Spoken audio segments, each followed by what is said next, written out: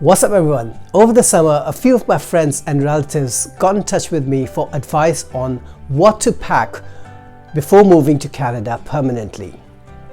Based on our conversations, I came up with 5 key things to consider before you move to Canada as a permanent resident. In this video, I'm going to be sharing with you those 5 things in case you forgot to plan for one or more of those things. Keep watching. Number 1 is clothing. Now it's just common sense to pack according to the season. Just bring your regular clothes, a good mix of business and casual. One thing though, do not bother buying any expensive winter clothing. Winter clothing from India or one of the subcontinent countries is not going to cut it in Canada. Canadian winters are harsh and temperatures usually fall below zero all the way up to -20 and -30 degrees Celsius.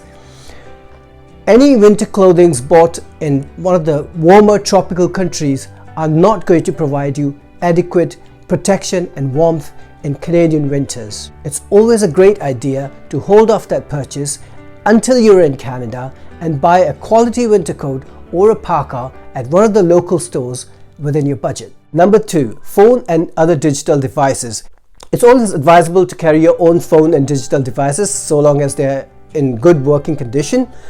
Once you're in Canada, you can get yourself a pay-as-you-go or a prepaid plan right away and use that until you're ready to commit to a long-term postpaid plan.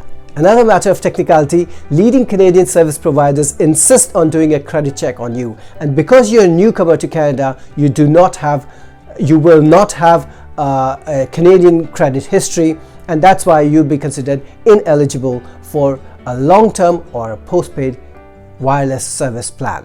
And one more thing, remember to carry a power plug adapter for your cell phone chargers and chargers for your other devices. Your power plugs are not going to work in Canada because Canadian power sockets take flat pins as opposed to the round pins that are used in power plugs in India and most other subcontinental countries and perhaps other parts of the world. Number 3, international driver's license. Make sure you bring with you an international driver's license issued from your country. If you're here in Canada as a tourist, you're allowed legally to drive on international driver's license for a period of 1 year.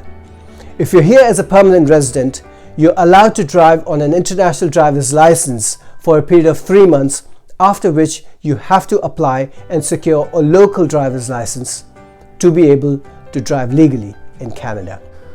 Number 4, a bank account. Now, bank account is one of the things that you're going to be needing as soon as you land in Canada. It's always a good idea to either try and open a bank account while you're still in your country, or at least do a thorough research in terms of what different banks are available in Canada and what different banking services are being offered by those banks. There are a number of Canadian banks that allow you to open an account while you're still in your own country. Leading Canadian banks like Scotiabank, Royal Bank of Canada, and CIBC provide you the option of opening a bank account even before you land in Canada. So do a thorough research on your banking options and make sure you pick a bank that offers you the best suite of services for little or no maintenance charges or transaction fees. Number 5, accommodation. Now that's a big one. Once you've decided which city in Canada you're going to be living in, you still have to decide which part of that city that you're going to be living in. Now there's a wide variety of considerations and factors that go into deciding as to which part of town you're going to be living in.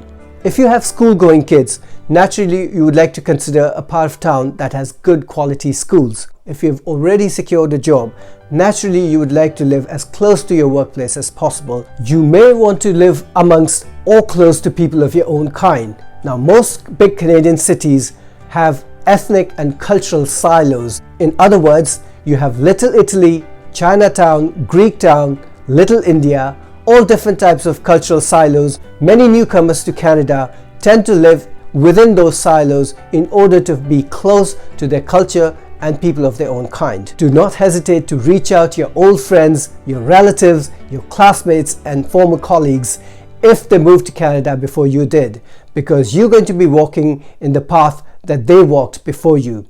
They could be a great source of information about life in Canada in general and accommodation in particular. Transitioning from your home country to your adopted country could be a stressful process, both financially and emotionally. By adding these 5 things to your checklist, you can save a ton of time, inconvenience, and money and avoid making costly mistakes. It's also a great way of ensuring smooth landing as a newcomer in Canada and getting off to a good start.